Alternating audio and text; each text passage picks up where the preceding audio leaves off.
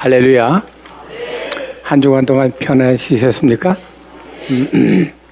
저도 잘 쉬다가 왔습니다. 오늘 여기 온다 생각하니까 굉장히 기분이 좋았어요. 또 거기를 또 가야 되나 하는 것하고 오늘 또 그곳에 나를 기다리는 사람들이 있으니까 간다. 저에게도 굉장한 꿈이 있는 오늘 행보로 오늘 여러분 앞에 섰습니다. 옆에 사람하고 이렇게 인사합시다. 오늘 잘 오셨습니다. 한번. 하나 더 합시다. 승리하셨습니다. 승리하셨습니다. 우리 모두는 하나님 앞에 두 가지 대답을 예외 없이 해야 됩니다. 그 하나가 뭐냐면은 당신은 거듭났습니까? 여기에 대해서 대답을 해야 됩니다. 또 하나는 거듭났다면 어떤 종류의 당신은 크리스찬입니까?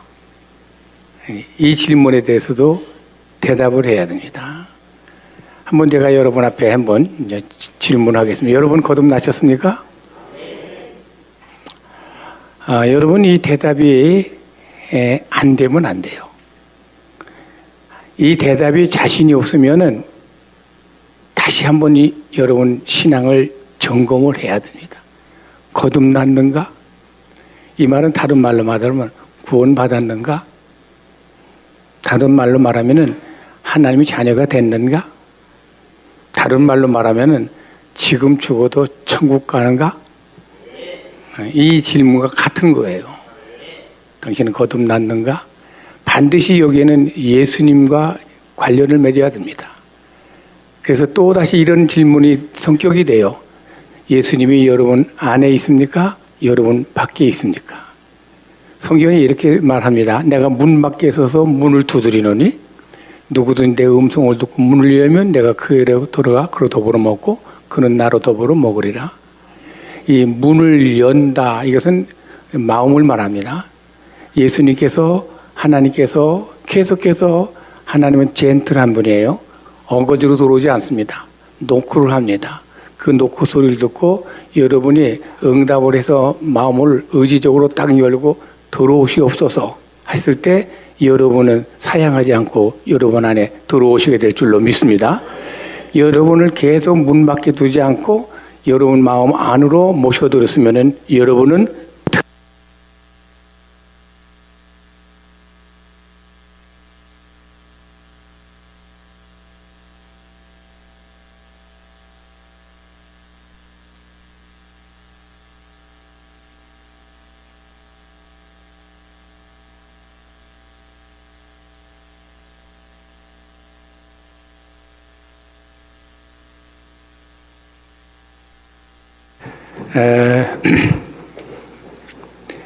예수님이 여러분 안에 계시다고 하는 의심이 없으면 여러분 틀림없이 거듭난 사람이에요.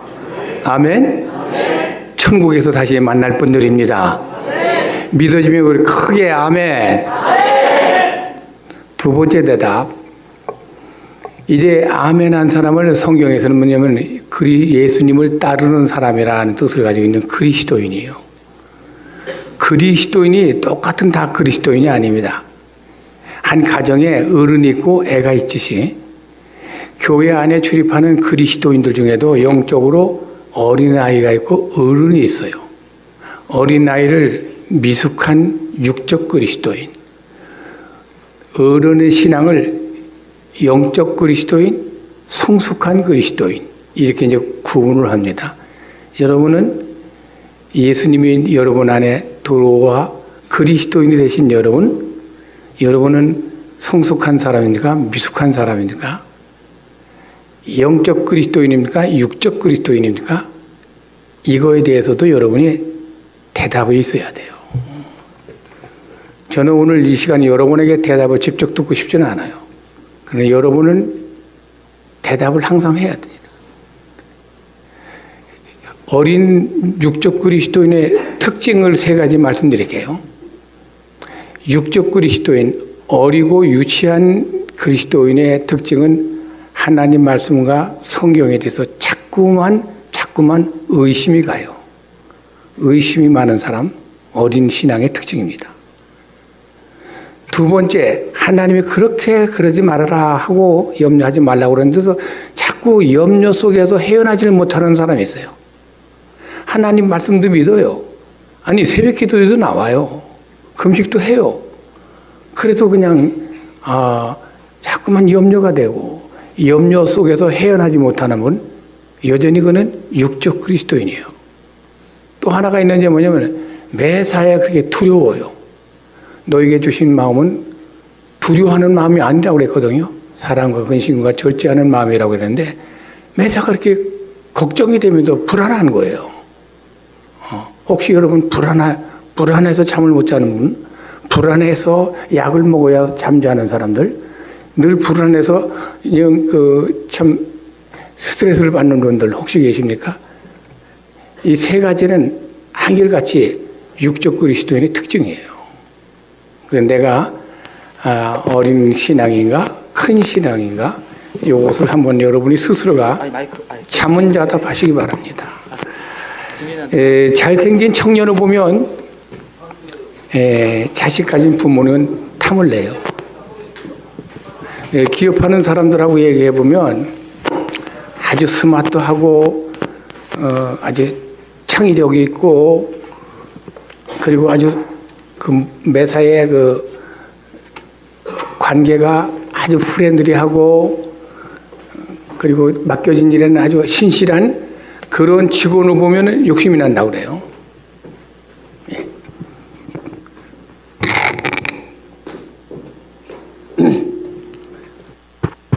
예.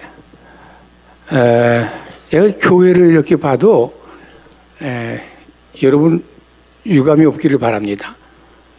교회를 가보면 마음에 드는 교인이 딱딱 눈에 보여요.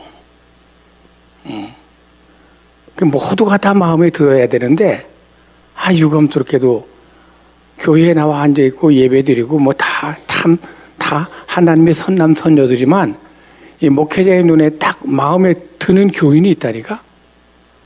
그건 제가 저를 보고 잘못했다고 하지 마세요. 그렇게 보이는 걸 어떻게 합니까? 마음에 드는 교인이 있어요. 자연히 거기에 자꾸만 시선이 가죠. 그걸 편애라고 생각하면 안 돼요. 어느 조직이든 하여튼 마음에 드는 사람은 주인 입장에서는 탐이 난다니까, 욕심이 난다니까. 하나님이 인간을 욕심낸 사람이 있어요. 탐을 낸 사람이 있어요. 사무엘 하 16장에 보니까 오늘 본문이 배경인데 저 베들레헴 2세의 8명의 아들 중에 제일 막내동이 다윗을 보고 하나님이 뭐라고 말씀하시냐면 다윗을 보니 내 마음에 합하다 그런 말을 했어요.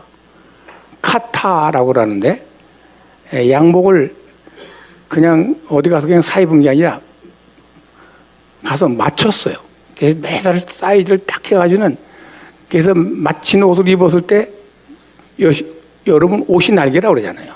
그 멋이 그 상태를 카타라고 그럽니다. 카타. 하나님이 다윗을 볼 때 야, 내 마음에 꼭 든다. 이제 그런 의미입니다. 그러면서 뭐라고 말씀했냐면은 내가 너를 통해서 내 뜻을 이루리라. 그러고 나서 그의 후손을 통해서 예수 그리스도가 탄생하게 된 거예요. 하나님 마음에 합한 다윗, 그를 하나님이 욕심냈어요. 그래서 17살 때 사무엘 선지자를 그 집으로 보내가지고는 그 사무엘 선지자가 한 사람 한 사람을 이렇게 인터뷰를 하는데 이 다윗하고 얘기하는데 하나님이 말씀하기를 야, 그놈이 내 마음에 합한 놈이다. 그 애한테 기름을 부어라. 그래가지고는 그 17살 된 어린아이에게 예비 왕으로서 필요한 기름을 부었어요. 너는 내 거다. 내가 후에 왕으로 세우리라. 그런 상징으로서 머리에 기름을 부었다니까. 그러니까 하나님이 그렇게 욕심낸 사람, 하나님 앞에 하나님의 마음을 끌어당긴 사람. 그래서 제가 오늘 제목은 하나님이 탐내는 사람. 다윗. 성경에 다윗이 나온다고요. 도대체 다윗이 어떤 믿음 생활을 했기에 하나님마저 저렇게 홀딱 반했는가? 그래서 하나님이 저렇게 탐을 냈는가? 당시 사울 왕이 시퍼렇게 살아있다고요. 그런데 이 시골 때 이 17살 먹은 그 다윗에게 기름을 부었고, 그리고 후에 너는 왕이 되리라. 이렇게 미리 점지를 해놨으니 말이지. 그래서 여러분 이 다윗이요. 그 후에 왕이 30세 때의 왕이 돼요. 그러니까 13년 동안 고난도 훈련을 시켜요. 그래서 마침내는 유대 나라는 고관직에 올라가려면 30세 나이 이상이 돼야 돼요. 마침내 30세 됐을 때 통합 왕으로 세우면서 40년간 그를 하나님이 귀하게 쓰신 줄로 믿습니다. 다시 한번 말씀드리면 다윗은 도대체 어떤 사람이기에 하나님의 이런 일들을 서둘러서 점지하고 아무도 흔들지 못하게 만들면서 그러면서 아주 고난도의 훈련을 시켜가면서 마침내는 이스라엘 역사 속에서 빼놓을 수 없는 성군 다윗. 그래서 제가 여기에 제가 감동받아서 제 크리스찬 네임이 데비드예요. 다윗이에요. 데비단. 이것이 제가 그렇게 이름을 제가 가지고 있습니다. 저도 다윗과 같이 되고 싶어서 난 여러분들도 영적으로 다윗이 되기를 주님의 이름으로 축원합니다. 그러면 다윗이 도대체 어떤 믿음 생활을 했는가? 이건 다윗을 연구하면서 터득한 여러 가지 요소 중에 여러 가지 내용 중에 제가 세 가지만 오늘 시간의 제한 속에서 세 가지만 말씀을 드리겠습니다. 다윗은 첫째, 하나님을 무척 사랑한 사람입니다. 다 같이 하나님을 무척 사랑한 사람이다. 나의 힘이 되신 여호와여 내가 주를 사랑하나이다. 이게 이제 시편 18편에 나오는 다윗의 신앙 고백이에요. 다윗이 감히 하나님 사랑합니다. 사랑합니다. 여러분도 하나님 사랑하시죠? 근데 이제 속이 비어 있는 사랑이 많아. 입술로서의 사랑만이 많아. 삶은 전혀 사랑하고는 관계없이 살면서도 남이 그러니까 그냥 입술로만 사랑합니다, 사랑합니다 그래요. 사랑의 대상이 안 보이니까 마구 사랑을 그냥 남발을 해요. 한 목사를 사랑합니다 하면 네가 참말 날 사랑해? 내가 확인도 해보았는데 그건 없잖아요. 그러니까 오늘도 여러분들은 하나님을 사랑한다고 능청맞게 얘기를 한다고. 그러나 이제부터 한번 좀 관심을 갖고 다윗이 하나님을 어떻게 사랑했는가를 한번 보십시다. 사랑이 뭐예요? 닥터 모슬로가 한 말을 다시 한번 강조합니다. 사랑은 관심이다. 사랑은 이해. 사랑은 용서. 사랑은 나눠주는 것. 사랑은 희생하는 것. 이런 말로 사랑을 정의를 내렸는데 난 그 중에서 제 마음에 드는 내용이 있어요. 오늘 드리려고 하는 내용이 있어요. 그것이 뭐냐면 다 같이 사랑은 관심이다. 여러분 사랑해 보셨습니까? 사랑하면 시시콜콜 관심이 가요. 여러분 결혼한 분들 지난날 한번 돌이켜 보세요. 길든 짧든 사랑했을 때 어떤 행동을 할 수 있었나? 제 아내가 나를 유별나게 신경 쓰면서 간섭을 하더라고요. 이것저것. 그래서 제가 고인 부담스러워도 이상하게 요새는 어떻게 이렇게 나한테 이렇게 신경을 쓰느냐고. 그랬더니 대답이 간단해요. Because I love you. 사랑하기 때문에 제가 간섭한다는 거죠. 제가 뭐 다른 말 할 수가 없더라고. 사랑은 간섭이에요. 머리부터 시작해서 넥타이, 옷 입는 거, 말하는 거, 음식 먹는 거, 건건마다 간섭을 하는 거예요. 그러면 그것이 처음에는 부담스럽더니만 이제는 그 관심이 내 몸에 익숙해져서 그걸 받아들이니까 내가 굉장히 발전하는 것 같다. 이런 모습을 느낍니다. 사랑은 관심이에요. 하나님이 세상을 이처럼 사랑하사 독생자를 주셨으니 하나님이 세상을 사랑했어요. 사랑에 대해서 하나님이 세상에 대해서 사람들에 대해서 관심을 가졌어요. 관심을 갖다 보니까 이거 큰일 난 거예요. 왜냐하면 사람들이 다 죄로 인해서 망하게 됐어요. 지옥 가게 됐어요. 그래서 하나님은 그 관심의 결론이 뭐냐면은 독생자를 보내주신 거예요. 화목제물로 지옥에 가는 것을 막으려고 아들을, 독생자를 십자가에 죽게 하시지 않았어요. 이것은 사랑, 관심으로부터 시작이 된 거예요. 그렇습니다. 사랑은 관심이에요. 그러면 이 다윗이 신앙에서 어떤 면에서 관심을 가졌는가? 여러분들도 한번 생각해요. 여러분들은 지금까지 살아오고 앞으로 살아갈 일생사에 여러분의 관심사가 지금 뭘로 되어 있습니까? 다윗의 관심을, 다윗을 연구해 보니까 관심이 두 단어가 딱 나오더라고. 다윗을 이해하려면, 다윗의 사랑을 이해하려면 관심거리 두 가지를 찾아라. 그 하나가 성전, 또 하나가 찬양이에요. 다윗의 삶 속에서 이 성전 얘기가 아주 많이 나와요. 다윗이 이런 말을 했습니다. 성전에서 하루가 다른 곳의 첫날보다 낫고 악인의 장막에 사는 것보다는 성전의 문지기로 있는 것이 더 좋겠습니다. 그런 말을 했다고요. 이 성전에 대한 그 애틋한 감정을 표현한 글이라고 생각을 해요. 여러분, 예수님을 통해서 하나님의 사랑을 딱 접한 후에 여러분에게 일어나는 사건이 뭐냐면 어디에 관심을 갖게 됩니까?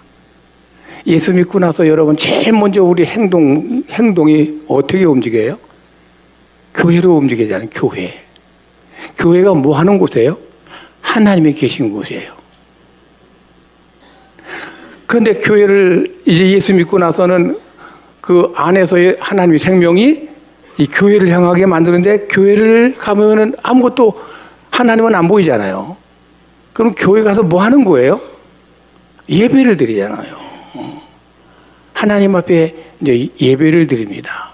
예배를 드리면서 하나님을 만나는 거예요. 예배 가운데 성경에 두세 사람이 내 이름으로 모인 곳에 내가 너희와 함께 한다고 그랬거든요. 오늘 이 자리에 주님이 함께 하심을 믿으시기 바랍니다. 하나님의 임재가 하나님이 누군지 몰라 본 사람도 없어. 만져본 사람도 없고. 그러나 하나님의 임재를 성경은 약속했어요. 하나님이 계시는 집, 하나님이 내 몸이라고 그랬거든요. 성전을. 그러니까 하나님이 계신 집에 와서 예배 드리면서 하나님을 찬양할 뿐만 아니라 하나님의 음성을 목사의 설교를 통해서 듣는 거예요.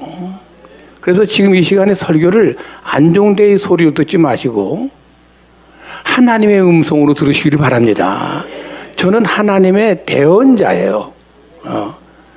그래서 여러분이 이해가 되게 쉽게 하기 위해서 저는 노력하는 설교자로서 하나님 말씀에 대한 이 대언자로서 요약해서 대변인이 말하듯이 제가 지금 대변인 소리를 하고 있는 걸 아니까. 그러니까 하나님의 소리를 지금 듣는 거예요. 그럴 때 이제 성령이 강력하게 감동하면 마음이 뜨거워지고 어떤 사람은 막 회개가 나오고 어떤 사람은 감사가 나오고 어떤 사람은 찬양이 터지고 하나님 앞에 새로운 헌신도 다짐하게 되는 거예요. 이게. 그래서 하나님을 사랑하는 사람은 어디를 찾아간다? 교회를 찾게 돼 있고 교회를 찾다 보면 누구를 만난다? 교회를 찾다 보면 뭘 한다? 예배를 드린다. 예배를 드리다 보니까 누구를 다시 만난다? 하나님을 만나는 거예요. 이것이 반복의 신앙생활입니다. 이것이 잘 돼야 돼요. 다윗은 한때 그 아들 압살롬이 구테타를 일으켜서 왕자에서 쫓겨난 적도 있어요. 또 그러니까 병이 들어서 아주 어렵게 신음하라고 죽을 고비 넘긴 사람이에요. 그럴 때 자기가 성전 출입을 못했다고. 성전 출입을 못했을 때 성전에 가서 예배 드리고 제사 드리는 것을 못한 것을 가지고 성전을 향해서 그냥 가슴 아파하면서 눈물 흘려가면서 죄를 회개도 하고 하나님 손을 들어가면서 정말 긍휼을 베풀어 달라고 그런 고백을 한 내용이 그 시편 내용 아니에요. 이게. 다윗은 성전을 무척 관심 두었어요. 그래서 자기 생전에 이 왕궁보다 더 좋은 성전을 지으려고 했어요. 근데 하나님이 똑하니 성전 짓는 것을 못 받겠다는 거예요. 왜냐하면 너는 너무 많은 전쟁을 하면서 피를 많이 흘렸다는 거지. 그래서 그 피 묻은 손으로 성전 짓는 것은 나는 원치 않는다. 그래서 뭐라고 말씀하면 나는 네 아들을 통해서 내가 성전을 받겠다. 그때 다윗이 하나님의 말씀을 그대로 수용을 해요. 그러면서도 그는 자기의 임기 동안에 40년의 통치 기간 동안에 성전 짓는 일에 얼마나 열중했던지 성전에 필요한 모든 자재들을 다 구입하는 거예요. 그런데 그 나라 안에는 별로 좋은 자재가 없어. 그래서 레바논에 가서 그냥 백향목으로 해서 나무 같은 거 성전 짓려던 나무가 필요하잖아요. 대리석이라든가 이런 것들 다 그냥 수입을 하는 일을 다윗 왕때 다 해요. 나라마다 유명한 건축자들 미리 다 그냥 선약을 해놔요. 설계부터 시작해서 재료부터 시작해서 기술자까지 모두가 다 다윗이 다 준비해놓고 왜? 그리고 아들한테 딱 인계를 하죠. 다윗은 성전에 관심이 많았어요. 하나님 앞에 예배 드리는 것에 관심이 많았어요. 사랑하는 성도 여러분, 참말로 여러분 하나님을 사랑합니까? 성전을 사랑해야 돼요. 성전을 바라보고 기도하는 우리 이슬람교인들처럼 그렇게는 못한다 하더라도 성전에 모이는 것을 게을리하는 신앙에 대해서는 안 돼요. 그 신앙으로 하나님 사랑한다고 하면 거짓말이에요. 주일날 예배도 안 드리면서 뭐 하나님 사랑한다. 가짜. 주일날 한 번 깨끗 그냥 1시간 하고서 저녁이건 수요일이건 금요일이건 새벽이건 상관이 없는 사람 하나님을 사랑한다. 그게 나올 수 있을까? 그건 아니다. 그지? 하나님 사랑한다면 성전 출입하는 것이 자연스러워야 되고 그것이 즐거워야 돼요. 그래서 찬양 시편 보에 성전에 올라가는 노래가 나오잖아요. 다윗이 성전을 출입하면서 부른 노래들이거든요. 이게. 또 하나 다윗이 관심, 다 같이 사랑은 관심이다. 다윗이 가짜가 아니다. 입술로만이 사랑이 아니라 진짜 그의 그 하나님을 사랑한 증표가 뭐냐면은 관심 중에 하나가 뭐냐면 찬양입니다. 다윗은 찬양을 참 좋아했어요. 그는 원래가 처음에 하나님 앞 나라로부터 발탁될 때 사울 왕이 이 귀신이 왔다 갔다 하고 정신적으로 아주 약했어요. 그래서 번뇌하고 잠을 못 잘 때 비파를 치가면서 찬양을 불러준 사람이 다윗이요. 찬양에 남다른 은사가 있었어요. 다윗 왕 때에 성전에 성가대를 조직한 사람이 다윗이에요. 24개 성가대 팀을 만들고 각 팀마다 12명으로 구성을 해서 281명을 다윗 시대 때에 성가대 대원을 임명을 해놓고 매 제사 드릴 때마다 이들이 돌아가면서 찬양을 부르게 했어요. 그러니까 하나님 앞에 그토록 기뻐하시는 제사 드릴 때 무엇을 반드시 끼어드 넣느냐면 찬양을 끼워 넣었다는 거죠. 그만큼 찬양의 가치를 알고 찬양에 즐겨 부렸던 분이 다윗이에요. 그가 찬양을 뭐라고 하면 살찐 송아지 한 마리를 제물로 바치는 것보다도 하나님이 찬양을 더 원하신다고 그랬다고. 그래서 당신 자신이 시편에서 뭐라고 하면 나는 그러므로 하루에 7번씩 찬양한다. 7번씩 하루는 그 아주 정기적으로 찬양한 사람이 다윗이에요. 예, 성경에 보면 그렇게 나오잖아요. 하나님의 영광과 찬양을 그 어떤 피조물이나 우상에게 허락하지 않는다. 하나님은 당신이 받아야 할 영광과 찬양을 남에게 양보할 수 없다는 거예요. 이것만은 양보 못 하겠다는 거예요. 그래서 하나님이 제일 미워하는 죄가 뭐냐? 인간들이 우상 숭배하는 거예요. 엉뚱한 데 가서 경배하고 엉뚱한 것을 찬양하는 것. 지금 물론 고의는 아니지만은 저 북한의 김정은 앞에 그 기쁨조들이 그냥 찬양을 하는 그런 것들 하나님이 제일 싫어하는 거라니까요. 찬양을 받으실 분은 하나님 당신인데 누구한테 찬양을 하냐고 이게. 이런 짓들에 대해서 하나님이 제일 싫어하는 거거든요. 이게. 하나님이 우리를 선택한 이유가 뭐냐? 찬양받고 싶어서. 이게 이제 이사야서에 나오거든요. 이 민족은 나를 찬양하기 위해서 내가 선택했다 그랬거든요. 여러분과 나를 선택한 이유는 하나님을 찬양을 하는 거예요. 이게. 여러분 말씀으로 하나님은 천지를 창조하셨어요. 믿어지면 아멘? 이 창조하신 모든 것 속에는 다 하나님의 손이 안 간 게 없어요. 여호와 우리 주여 주의 영광에 온 땅에 그 어찌 그리 아름다운지요. 하여튼 하나님에 의해서 지어진 모든 것들이 세계가 하나같이 여러분 신비하잖아요. 신비하자고. 아름답잖아요. 그런 것들 다 뒤에 이건 누가 만드는 거야 하고 뒤를 보면 Made in God, 하나님이 지으셨다. 그렇게 돼 있잖아요. 그러니 하나님을 찬양하지 않을 수가 없는 거지. 만들어 놓고 그것이 살아가도록 필요한 것들을 공급하시는 하나님의 그 핸들링을 보면, 하나님의 케어하는 걸 보면 이게 신묘막측하거든요. 인간의 내가 소우주라고 하는 뜻이 인간의 모든 구조가 얼마나 신비롭습니까?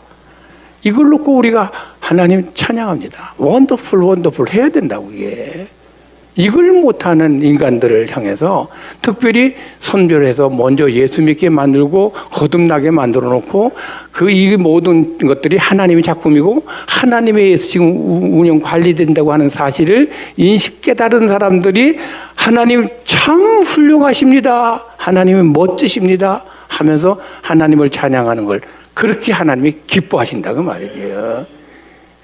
하나님이 기뻐하는 일을 하는 사람이 그게 하나님을 사랑하는 거 아니에요? 하나님이 그대로 싫어하는 것만 골라서 하는 게 그게 하나님 사랑입니까?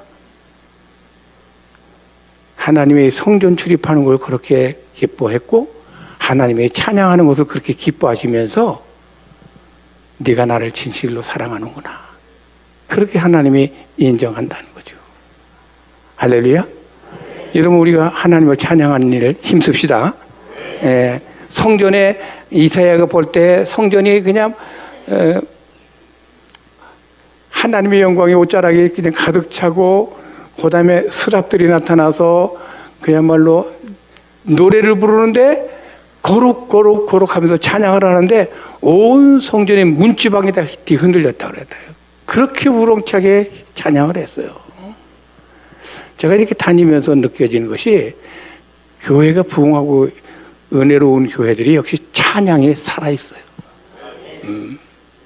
찬양을 통해서 여러분 회개가 일어납니다. 찬양을 통해서 연합하는 일이 일어납니다. 찬양을 통해서 하나님의 임재를 체험하게 되는 거예요. 기도는 까다롭고 기도는 어떻게 해야 하나 신경을 써가면서 여러분 기도는 제대로 못해도 찬양은 신앙의 고백이거든요. 남이 신앙 고백해 놓은 가사를 놓고서 거기에 같이 동감하면서 같이 힘써 찬양하는 건 이건 누구든지 가능해요. 일반적으로 여러분 이거 한번 불러보세요 하면 어려워도 찬송은 쉽다니까. 믿는 자에게 찬송은 생각밖에 쉬워요. 남이 할 때 따라서 할 수 있어요. 제발 찬양할 때 벙어리 되지 마시고 찬양할 때 같이 힘써 부르시기 바랍니다. 그래서 하나가 되시길 바랍니다. 성령의 운동력을 체험하시길 바랍니다. 찬양 속에 이런 위대한 파워가 있습니다. 다윗이 그 찬양에 힘썼다고요. 그래서 다윗은 말로 하나님 사랑하는 사람이 아니에요. 그가 참말로 이 성전을 찾아다니면서 예배하는구나, 찬양을 통해서 하나님을 사랑한 그 사랑에 오늘 우리들의 것이 되기를 주의 이름으로 축원합니다. 두 번째로 하나님이 다윗이 탐난 이유예요. 그것이 뭐냐면은 다 같이 따라합시다. 다윗은 행동하는 믿음의 사람이었다. 행동하는 믿음.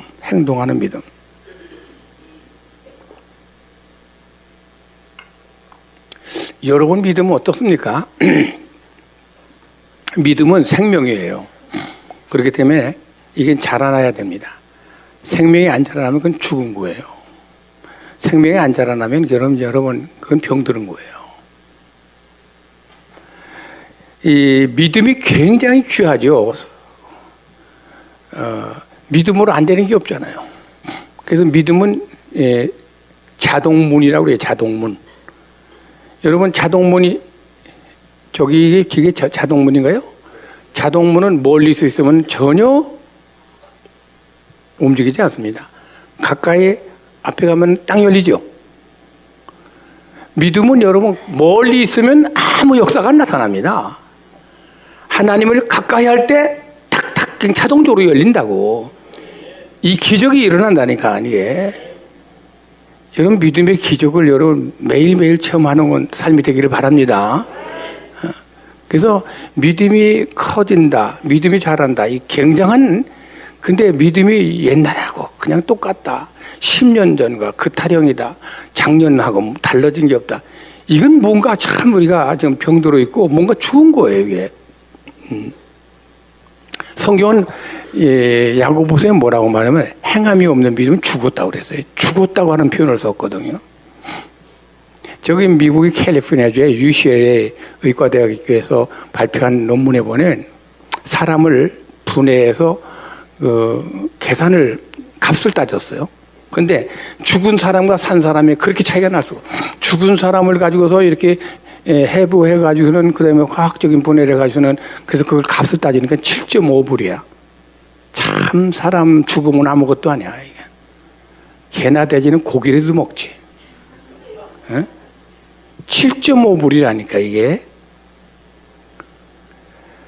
근데 살아있는 사람을 DNA를 해서 혈액을 해가지고는 하여튼 이렇게 조사를 해서 값을 매겨보니까 600만 불로 나와요. 근데 거기에 단 인간의 영혼은 계산할 수가 없음. 그렇게 나왔어요. 그러니까 우리는 계산할 수 없을 정도의 절대 가치인 작품이야 이게. 할렐루야. 근데 이런 인간이 죽었을 때는 7.5불이라니까. 죽었을 때는. 이 믿음이 하늘을 움직이고 땅을 여러분 움직이는 거지만 이것이 믿음이 죽어 있다고 하면 아무것도 아니야 이게. 아무것도 아니야 이게. 거치장스러운 거야 이게. 도리어 여러분 믿음 생활하면서 고연히 믿었네 이렇게 후회하는 사람 없어요? 예수 믿고 나서 재수 없는 일만 터진다고 하는 사람 없어요? 있어요. 지난날 거 정리하는 과정 속에서 전에는 잘 좀 통하던 것이 안 통하는 것이 그렇게 많거든요. 예수를 일찍 믿은 거 후회하는 사람도 있잖아요. 어떤 사람이 그런 생각을 해요. 죽은 믿음을 가진 사람은 그런 생각을 많이 해요. 그래서 여러분 멀쩡한 신앙생활을 하다가 오늘날 교회 안 나타나는 거예요. 알고 보니까 시장 바닥에서 장사하고 있어요. 왜 안 나가니까 아예 필요 없대. 그건 죽은 믿음이 결국은 의지적인 행동을 그렇게 이제 결단을 내린 거지 이게. 여러분 산 믿음과 죽은 믿음은 굉장한 차이가 있어요. 입술로만 주여 주여 하는 거예요 이게. 주여 주여 하는다면 천국 가는 게 아니라고 그랬잖아요. 앉으면 뭐 주여 주여 뭐 하면 뭐 기도해 봅시다 뭐 하나님 뜻이다. 말은 잘해. 바리새인들이 얼마나 말 잘하는 줄 알아요? 예수님 당시에 가장 예수님으로부터 책망받은 사람이 바리새인들이요. 바리새인들 성경 많이 봅니다. 성경을 그렇게 그리고 기도 그렇게 많이 해요. 그러나 주여 주여밖에 못해. 행감이 없어. 지금 제가 말하는 것은 믿음이 소중한 것이지만 믿음이 가치가 절대적이지만 그러나 믿음이 작동하지 않으면 믿음이 죽어지면 아무것도 아니다는 거지 이게.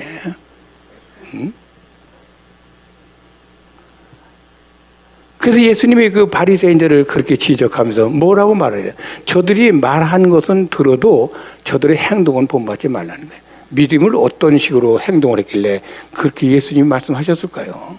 이것이 당시에 존경받는 사람들 앞에 존경받는 바리새인들을 향해서 한 말씀이라고 이게. 여기 계신 분들 잘 들으세요. 여러분을 보고 나도 믿어야겠다 그런 감동 주는 사람이 있는가 하면 여러분 보고 난 교회 안 나가. 저 사람 보니까 난 싫어. 그런 식으로 인생을 신앙생활하는 사람들 정신 차리세요. 도리어 성전 문 밖에서 들어온 사람 막고 있는 거예요. 주일날과 교회에 나올 때만 믿어.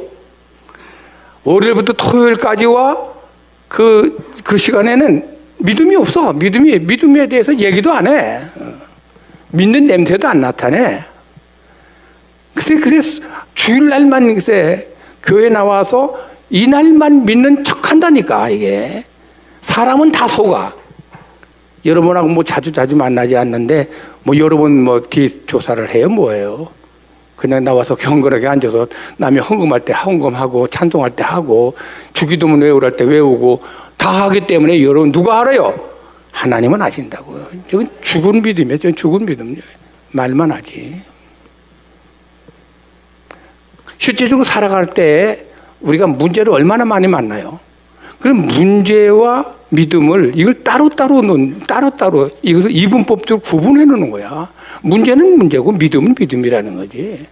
믿음은 교회 나갈 때나 믿음 얘기하고 교회에서 그냥 형도들하고 만날 때 믿음 얘기하는 거지. 그 주간 내에 일어나고 있는 크고 작은 문제에 대해서는 거기다 믿음 개입시키지 말라는 거예요, 이게. 아니, 믿음으로 풀어가지 않고 어떻게 그래 그걸 빼놓으라고 하느냐고. 이런 진짜 같은 가짜 수두룩하다니까, 이게 교회 안에. 이게. 자, 이제 내 얘기가 얼마나 근거 있는 얘기인지 한번 들어보세요. 이스라엘 백성들에게 전쟁이 벌어졌는데 이스라엘 민족을 가장 괴롭힌 그 주변 국가 중에서 블레셋이라고는 아주 강한 민족이 있어요. 그 종족에 그 장군이 있는데 그것이 골리앗이라는 장군이야. 그 골리앗이라고 하면은 여러분 골리앗 장군 많이 들었죠. 골리앗은 키가 3m가 넘으니까 저보다 배가 더 큰 사람이요. 거기에 여러분 이것저것 한번 계산 상상해 보세요. 얼마나 무서운 거인인가. 이 거인이 40일 동안 이 산에서 저 산, 거기 골짜기를 하나를 가운데 두고선 이쪽에서 저쪽으로 서로 쳐다보면서 설전부터 벌리는 건데, 이게 아침 저녁마다 이게 골리앗이 딱 나타나서 소리를 빽 질르면 저쪽에 들려요. 제가 그것을 확인해 봤거든요. 가서 그때 싸웠던 그곳에 가서 거리감을 갖기 위해서 여기서 소리를 지르면 저거 들릴 정도예요. 계곡이 깊어서 이쪽에서 저기 가려면 그건 뭐 한두 시간 걸려야 되니까 그런 하여튼 거리감인데, 이 40일 동안 아침 저녁으로 큰 소리 치는 거예요. 그쪽 이스라엘 뭐 하나님을 섬긴다고 하는데, 그래 거기 한번 누구든지 대표 나와라. 나하고 1대1로 붙자. 뭐 너희들 군대 우리 군대 이거 따지지 말고 대표가 나와서. 그래서 이긴 자는 뭐 승자 독식이에요. 이기면 너희들이 다 우리 포로가 되는 거고, 내가 지면 또 너희들이 포로가 되고. 대표 나와. 못 나가는 거. 나가는 사람이 없어요. 그냥 참모회의만 하는 거야. 참모회의에서 무슨 대답이 나오나요? 그래서 심지어는 무슨 결론이냐면, 우리가 사람을 구하자, 사람을 뽑자. 그래가지고는 나온 것이 뭐냐면, 누구든지 나와서 싸워서 이기는 사람에게 내가 뭐 사위를 삼겠다. 사우랑이 그랬다. 내 사위 삼겠다. 취직시켜주겠다. 돈 포상금 주겠다. 세금 면제해 주겠다. 이야, 이런 그 내용을 가지고서 말이죠. 사람을 찾아도 나오는 사람이 없네. 지금 현재 이스라엘 사울 왕의 진영에, 군대 진영에 누가 있냐면 다윗의 형들이 셋이 군대가 해서 훈련받고 군인으로 있어요. 다시 한번 여러분 한번 물어봅시다. 여러분 사울 왕이 믿음이 있어요, 없어요? 아니, 여러분이 알고 있는 사울 왕이 믿음이 있는 사람이요, 없는 사람이요? 아니, 하나님이 사울 왕을 세웠을 때 믿음 없는 사람을 세웠어요? 믿음 있는 사람 세웠어요? 믿는 사람 세웠죠. 이 세 아들 8명 중에서 막내둥이 다윗 빼놓고 다른 형제들은 믿음이 있어요, 없어요? 있어요, 없어요? 있죠. 아니, 그 나라는 태어나면 신자라고 그래요. 그런데 실제적으로 문제가 터졌을 때 이것을 믿음으로 풀으려고 하는 사람은 한 사람도 없잖아. 안 나오잖아, 이게. 그러니까 믿긴 믿는데 다 죽은 믿음이지. 실제적으로 누군가가 움직여야 되는데 움직이는 사람이 없어, 이게. 그게 여러분 살아있는 믿음입니까? 지금 제가 말하려고 하는 다윗이 하나님 마음에 그렇게 그냥 마음에 꼭 들은 이유가 뭐냐면은 다윗의 믿음이 살아있는 믿음이었다는 거거든, 이게. 아니, 다윗이 나오는 거예요. I have listened. 이유가 있습니다. 아니, 다윗이 내가 나갔다 하니까 사람들이 막 그냥 와글와글거리는 거예요. 아니, 다윗이 형 셋이 있는데 그 형들이 하는 얘기가 동생을 붙고 너 이놈 시기 건방지놈이 지금 여기가 어딘데 말이지. 여기 나타나가지고서는 무슨 소리 하는 거야, 니금 너? 어? 교만한 놈. 꺼져! 아, 형들을 막 일하는 거예요. 그때 이제 다윗이 한 얘기. I have listened. 이유가 있습니다. 골리앗 장군이 저렇게 하나님을 모욕하지 않습니까? 할례받지 못한 민족이 말이지 하나님을 저렇게 저주하는 걸 어떻게 우리가 저걸 듣고만 있어야 됩니까? 응? 어떻게 이렇게 모욕당하는데 그 하나님의 자녀가 된 우리들이 이렇게 자식들이 이렇게 그냥 속수무책으로 병신같이 유구몬이냐 말이지. I have listened. 난 이유가 있습니다. 그냥 놔둘 수 없습니다. 그러면서 하는 얘기가 뭐냐면 나는 지난날 목동에 있을 때 내 양을 잡아가는 곰이 있었습니다. 가서 내가 곰 입에 있는 양을 빼냈습니다. 어느 날 사자가 또 내 양을 잡아갈 때 내가 그 콧수염을 내가 찢어낸 사람입니다. 내가 곰이나 사자를 이길 수 있는 힘은 없습니다. 하나님이 함께 하시니까 가능했습니다. 아니, 저 골리앗은 곰이나 사자나 뭐가 다른 게 있습니까? 하나님이 하면 저건 아무것도 아닙니다. 저건 게임 대상도 되지 않는 건데 왜 우리가 이렇게 대책이 없이 이렇게 벌벌 떨고만 있고 이렇게 도망갈 생각만 합니까? I have listened. 난 이유가 있습니다. 나가야 됩니다. 하나님 영광을 위해서 나가야 되고 모욕당하는 하나님을 우리가 회복하기 위해서라도 나가야 됩니다. 그러면서 한 말이 뭐냐면 너는 칼과 창으로 내게 오지만 나는 만군의 여호와의 이름으로 간다. 오늘 날짐승과 들 모든 짐승들이 포식하는 날이다.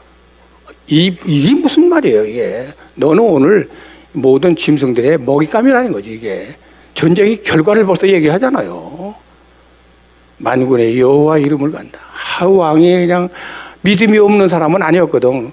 근데 그 말을 들으니까 틀린 말은 아니란 말. 하나님이 함께하면 뭐가 다 안 될 게 뭐가 있어. 그래, 그럼 네가 그럼 가라 그래. 이게 왕이 허락했다고 하는 자체가 그래도 양심상 이 왕이 죽은 믿음이지만 그래도 좀 믿음 있는 사람이야. 그래서 마음이 안 놓이니까 뭐 투구를 뭐 갑옷을 그다음에 창과 창을 주면서 이거 입고 가라. 그게 몸에 맞나요? 아니요. 남의 믿음으로 되는 게 아니에요. 내 믿음으로 가는 거예요. 물매를 가지고 나가잖아요. 할렐루야. 여기 살아있는 믿음이 있잖아요. 다윗이 하나님 마음에 그렇게 탐내는 인물이 된 이유가 나변에 있느냐 말이지, 이게. 다시 한번 물어봅니다. 우리 믿음이 살아 움직이는 믿음이 돼야 돼요. 닥터 아들러라고 하는 심리학자가 그런 말 했어요. 짐승과 사람의 차이가 있다.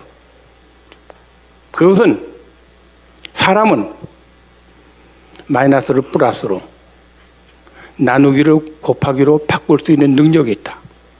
그것은 오직 행동하는 믿음으로만이 가능하다. 아멘? 미얀마에 갔어요. 오전에 시간이 있어서 백화점을 갔는데, 사람이 별로 없더라고. 그런데, 에스컬레이터를 타고 올라가야 되는데, 에스컬레이터가 가동이 안 된 거예요. 한참 올라가야 되는데, 이거 걸어갈 수도 없고, 이 백화점이 이게 뭐냐 하는 생각이 들다가, 아니지. 이거 지금 내가 몰라서 그렇지 하면서 전에 내가 저 러시아에 갔을 때 그런 경험을 한 적이 있어서 그래서 에스컬레이터 앞에 가서 이걸 내가 밟으면 내가 이것이 가동이 될 수도 있겠다 하는 생각이 들더라고요. 러시아에도 그런 경험이 있어서 그래서 그냥 가동 안 되고 돼 있는 그 에스컬레이터 앞에 가서 딱 하니 발을 이게 여기다 하면 되나? 예. 딱 하니 발을 올렸더니 이게 움직이더라고 이게. 다 같이 믿음은 액션이다. 시작하니까 이게 시작하니까 이게 움직여서 가동이 되더라고 이게. 여러분 믿음으로 누군가가 밟아야 돼요. 요단강을 밟아라. 할렐루야. 예. 여러분 믿음은 밟는 거예요. 믿음은 액션이에요. 그래서 죽은 믿음으로 살아가지 말고 그 많은 좋은 세월 허송 세월 하지 말고 명목상 그리스도인으로 그냥 왔다 갔다만 하지 말고 지금 제대로 된 믿음으로 역사를 창출하는 자가 되기를 주님의 이름으로 축원합니다. 하나님은 그런 믿음을 보고 다윗아 너는 내 마음에 합한 자다.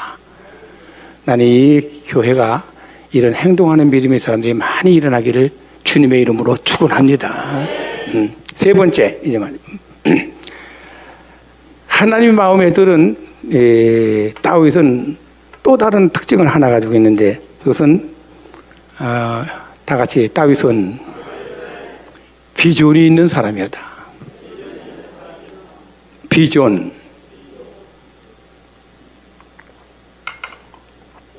비전이 뭐예요? 여러분 그런 얘기 많이 돼요. 꿈이라고 얘기하죠. 비전은 어떤 그 방향 또는 목표를 의미합니다. 여러분 인생을 사는 어떤 목표가 방향이 설정됐습니까? 여기 아마 대부분이 비전 같은 거, 꿈 같은 건 별로 없어. 그냥 현실에 연연해서 그냥 하루하루를 짤짤짤 사는 거예요. 뭐 때문에 사는지 몰라 이게 사실은. 그냥 어떻게 좀 사는 것이 오늘도 불편하지 않고 모든 거 잘 되고 다행히 그냥 또 잘 풀어지고 그러길 바라도 하나님 앞에 새벽에 나와서 기도까지는 했어. 그래도 목표가 없고 방향이 없다니까. 예. 너무 많은 사람. 성경에서는 뭐냐면 비전이 없는 사람은 망할 사람이라고요. 망할 자손이라고 그랬다고. 예. 그 비전이 없는 사람은 그 사람 구실을 못한다는 거지. 그러니까 있으나마나다 그런 의미예요. 그러니까 이건 심각한 문제죠. 이게. 여러분 비전이 있어요?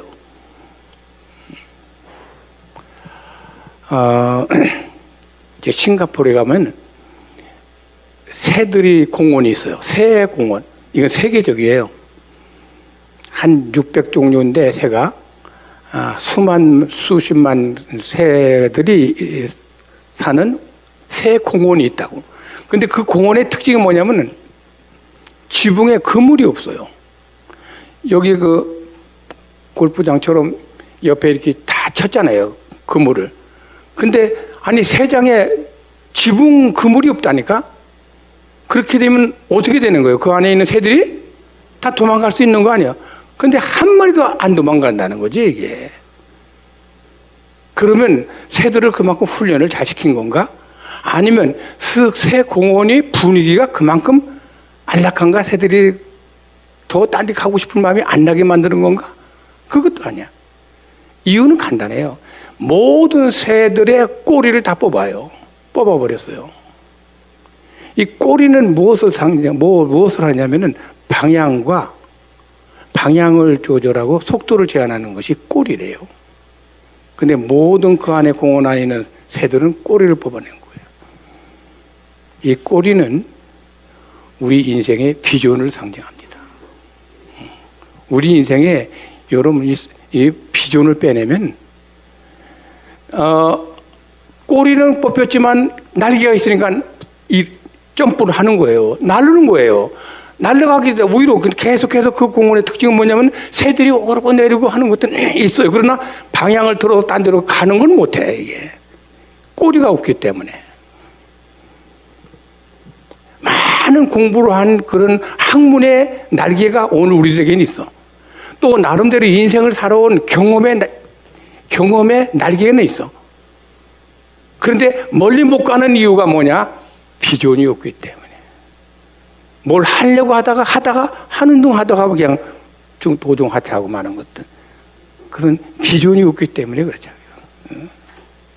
비전이 굉장히 중요해요. 다윗은 비전이 있는 사람이요. 17살 때 아까 얘기했지만 선지자 사무엘을 통해서 기름 부음에서 너는 앞으로 왕 될 거다. 이게 그의 꿈이에요. 이게. 이렇게 비전이 있는 사람은 하나님의 섭리를 항상 머리에 두어요.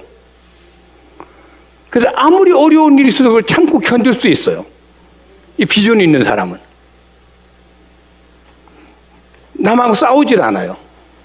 미워하질 않아요. 인간관계가 아주 프렌들리합니다. 사울 왕과 다윗과 싸움. 여러분, 이 다윗은 당시에 굉장히 인기가 있었어요. 하나님 앞에서만 인정받는 게 아니라 그는 사람들 앞에서 인정을 받은 사람이에요. 그래서 사울은 천천히 다윗은 만만이라고 해서 굉장한 인기가 있는 사람이에요. 그러나 그의 인생이 평탄하지는 않았어요. 13년 동안 그 사울 왕한테 시련을 당했는데 그것을 여러분 이겼어요. 근데 물리적인 힘으로 이긴 게 아니에요. 그것을 잘 들으세요. 이제 결론 부분입니다. 다윗이 어떻게 사울을 이겼느냐? 사울이 실패한 것부터 얘기할게요. 사울 왕은 이 갑을 관계 속에서 사울 왕은 갑이고 다윗은 을이에요. 을이 갑을 이길 수 있어요? 갑도 슈퍼갑이에요. 왕이니까. 을은 다윗은 이건 신하예요. 신하. 그 게임이 여러분 어떤 결과가 나올 건 뻔하잖아요. 근데 사울 왕은 이 다윗을 저까지 것 하고 단창을 던졌는데 이게 안 잡히는 거예요. 안 먹히는 거예요. 이게. 심야에 그 집을 급습했는데 벌써 어떻게 그 정보를 누가 전했는지 이게 또 그냥 기회를 또 무산돼요. 이게 3,000명이 군대를 풀어서 이제 다윗이 위기를 느끼고서 정말 도피생활을 할 때 3,000명이 군대를 풀었다고요. 그런데도 못 잡아요. 이게 결정적으로 굴속에 들어가서 잡을 수 있는 기회가 됐는데 그것도 놓치고요. 아니 놓친 게 아니야. 도리어 다윗이 죽일 수 있는 것도 그냥 2번씩이나 다윗이 그냥 양보하잖아요. 그야말로 그 요압이라고 하는 신하가 허락만 하세요. 내가 왕을 그냥 칼로 누르면 끝납니다. 그러지 않았잖아요. 그냥 옷자락만 베고 나오고. 두 번째는 사울 왕의 그 옆에 있는 물병 그거 가지고 그냥 피해줬잖아. 이게. 그러니까 다윗은 사울 왕을 을의 입장에서 이길 수 없는 것을 알고 이 다윗은 전적으로 사울 왕 배후에서 조종하시는 하나님을 의지한 거예요. 이게. 나의 힘이 되신 여호와요, 내가 주를 사랑하니라. 내가 산을 향하여 눈을 들리라. 나의 도움이 어디서 올고 나의 도움이 천지를 지으신 여호와께서로다. 그냥 하나님께 나는 안 돼. 내가 해도 할 수 있어도 나는 안 할 거야. 왜?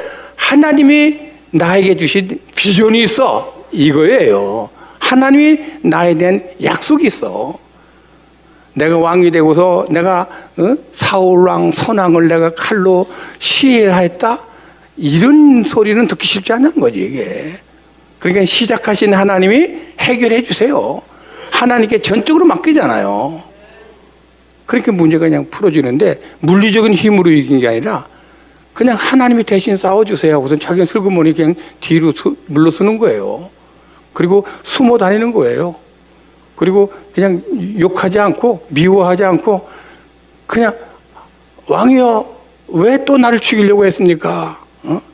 제발 좀 용서 좀 해주세요. 이런 식으로 그냥 피해 다니는데 마침내는 사울왕에 지쳐 쓰러지잖아요. 이게 게임이 그렇게 끝나요. 이게. 비전이 있는 사람은 싸우지 않습니다. 비전이 있는 사람은 하나님을 항상 앞세웁니다. 비전 있는 사람은 용서도 할 줄 알아요. 요셉이 여러분 용서한 거 아시잖아요. 그 형들 용서하잖아요. 그냥 일찍이 별의 꿈, 볕단의 꿈 이걸 가지고 있는 비전을 받은 요셉은 보디발의 아내 그것도 용서하잖아요. 이것이 여러분 비전을 가진 사람이에요. 이 교회 안에 비전놀이가 있어야 된다.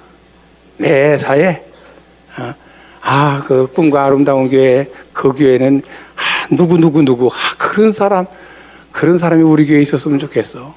그 교회는 역시 그분이 기둥이야. 그분 빠지면 안 돼. 그냥 있으나마나 하는 그런 노보디 크리스찬이 아니라 그분이야말로 썸보디 크리스찬이야.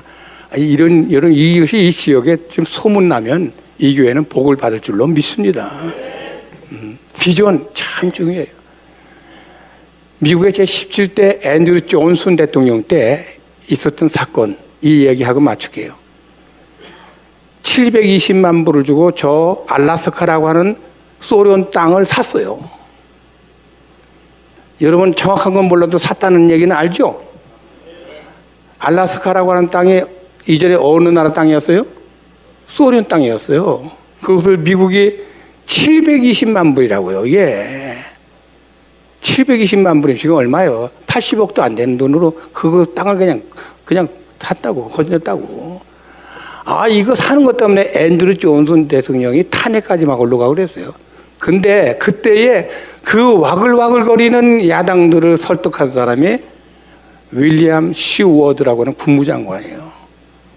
그분은 아주 믿음이 좋은 사람이고 그런 비전이, 꿈을 가진 비전너리였어요. 그분이 일일이 찾아가면서 이렇게 설득을 한 거예요. 나는 저 눈 덮인 저 산들을 사자는 게 아닙니다. 저 산 속에 묻어있는 무궁무진한 지하자원, 그거 사자는 겁니다. 나는 우리 세대를 위해서 이 땅을 사자는 게 아닙니다. 다음 세대를 위해서 우리가 저 땅을 사자는 겁니다. 그 설득이 먹혔어요. 그래서 저는 많은 여행 중에서 제일 인상 깊은 곳이 알라스카예요. 알라스카의 그 문화회관에 가면은 이때 720만 불을 주고 사고 팔은 매매 계약서가 있어. 그 매매 계약서를 관광객들에게 팔더라고. 그래서 그걸 내가 샀잖아요. 지금 우리 집에 그냥 재산으로 그냥 재산 목록으로 내가 가둬놓고 있잖아. 사실을 확인하고 싶어서. 꿈을 가진 사람 하나가 이 땅을 그냥 공짜로 얻었구나. 여러분, 이 교회가 되려면은 이런 비전리가 나와야 돼요, 이게. 하나님께서는 그런 비전리를 통해서 일을 합니다. 역사를 만들어 갑니다.